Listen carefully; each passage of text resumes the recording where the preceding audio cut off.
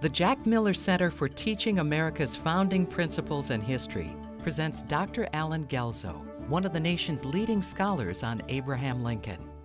Dr. Guelzo discusses Lincoln, the War President, with Dr. Michael Andrews. Lincoln is often criticized for his suspension of habeas corpus during the war, which some consider to be an extra-constitutional or unconstitutional act. Is that the case? And what were Lincoln's reasons for taking that action? No, I don't think it is the case. I mean, bear in mind the situation that Lincoln was facing at the outbreak of the Civil War in 1861. Remember what I said earlier about Maryland being one of the border states that Lincoln was extremely anxious for? He may in fact have been more anxious for Maryland at that point than any of the other border states because Maryland surrounds the District of Columbia on three sides. If Maryland went Confederate, then he would be up a creek without a paddle in the most literal military and political senses. So he had to have Maryland. Maryland had to stay in the Union. It had to be nailed in place.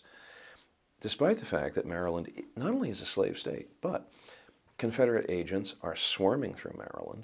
They are recruiting Marylanders for the Confederate forces. And then when a regiment of Northern infantry does in fact attempt to pass on the railroad line from New York through Philadelphia through Baltimore to reach Washington, that regiment is assaulted on the streets of Baltimore by a pro-secession mob.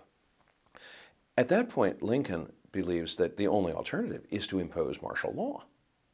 Well, the essence of martial law, of course, is the suspension of the writ of habeas corpus.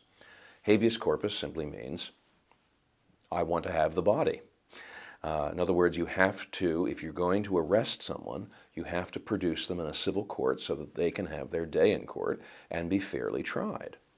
Habeas corpus means that you just can't throw people in the deepest down dungeon of the king's castle and let them rot there because you feel like it. There's no Bastille that you're allowed to send people to.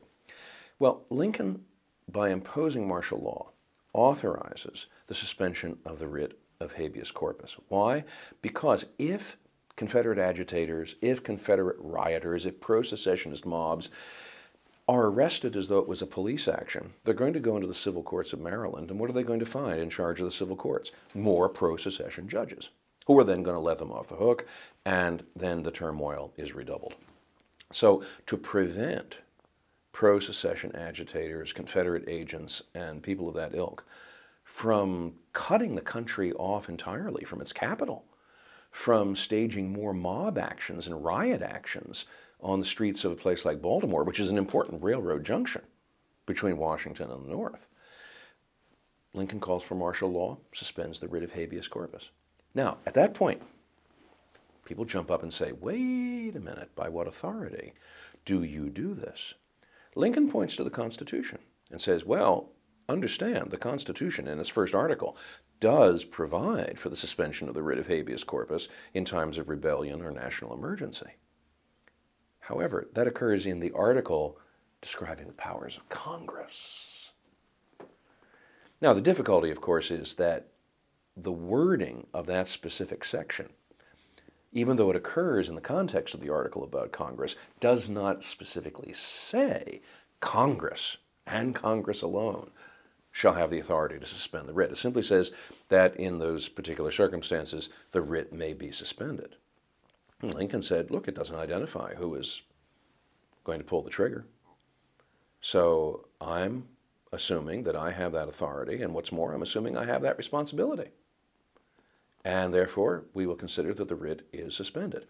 Bear in mind, too, that you might wonder, well, why didn't Lincoln just call up people at Congress, and have Congress act on this? And the answer to it is Congress is not in session. In fact, Congress is not only in recess, but the old Congress had just concluded and adjourned at the end of April, and he's dealing with a situation in the end of May, 1861. And what's more, the new Congress, because Congress in those days met on a very strange, staggered schedule, the new Congress is not due to assemble until December of 1861. The earliest he can hope to bring Congress together in a special session is July, because he had called for a special session on July 4th, 1861. He's got to deal with the immediate situation in May. If he steps back and says, well, I can't do anything until Congress meets at the earliest in July, then between May and July, it's pretty well declaring open season on United States authority, United States troops, soldiers, anyone in United States employ moving through Maryland. That's, when you reflect on it in those terms, insufferable. So, the solution? Martial law. Within martial law, suspend the writ. Is it unconstitutional? Well, Lincoln's question is, what is more unconstitutional? For me to take advantage of an obvious ambiguity in the wording of the Constitution to suspend the writ, and thus protect the government the Constitution has created, or to stand back in violation of my constitutional oath stipulated in the Constitution to preserve, protect, and defend the Constitution. Am I to violate my oath and step back and allow the Constitution to be destroyed and the government that it creates destroyed? You tell me, Lincoln says in effect, which you think is more or less constitutional between those two options. This has been a Jack Miller Center digital media presentation. For more information, visit thejackmillercenter.org.